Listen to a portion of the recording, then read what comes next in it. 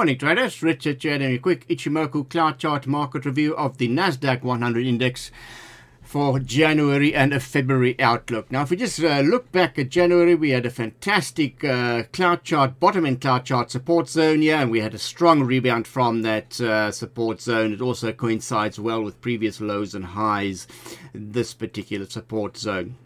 The market then broke through the top end of the cloud, hit the turning line of the cloud, broke through the standard line of the cloud, and then hit the upside resistance targets. These old highs here became a resistance zone. Then a huge gap down as the tariffs party started, and then managed to find support at the bottom end of the front end of the cloud. We can see that zone there is a pretty strong support zone.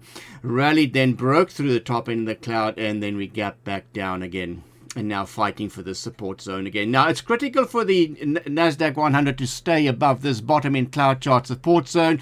That is a line in the sand. If the price action starts to drift below here, then that means the market is then in a bearish territory. But so far, still a bullish territory, provided we stay above this bottom end of the cloud. So it's make or break a period, a break time in February for the NASDAQ to stay above this bottom end cloud chart support zone.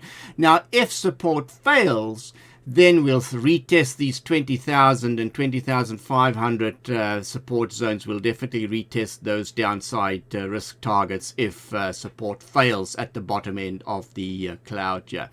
If we get a stronger rebound here, maybe the earnings season will help drive things higher. Then the top end of the cloud is the next resistance zone, as well as these old highs here would be the upside resistance targets. But it's critical for now to keep an eye on the support here. If the market stays above the bottom in the cloud, then it's still bullish. But the minute we're below that zone, closing below the bottom in the cloud, then the market is in bearish territory.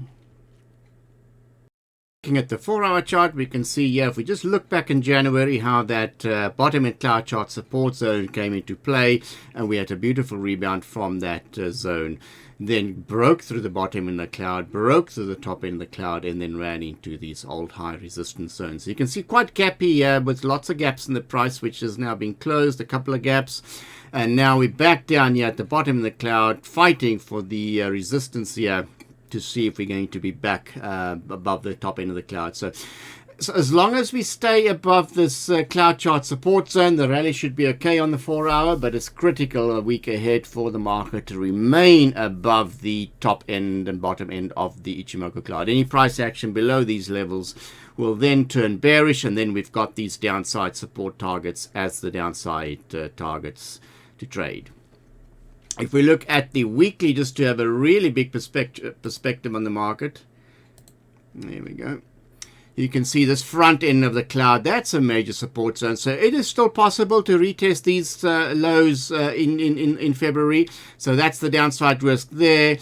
Just watch out. We kind of range bound now. We can expect a kind of a new kind of consolidation period to form within this period of time, but still quite extended from the top end of the cloud, with downside risk to 20,626 and 20,500 on the weekly. So that's the downside risk on the weekly. Back down to the daily, looking for a strong rebound from the support zone here. If support here fails, then the market moves into bearish territory, and then we've got these downside risk targets to look forward to, so to speak, in the NASDAQ 100 Index. Until next time, happy cloud chart trading. Bye for now.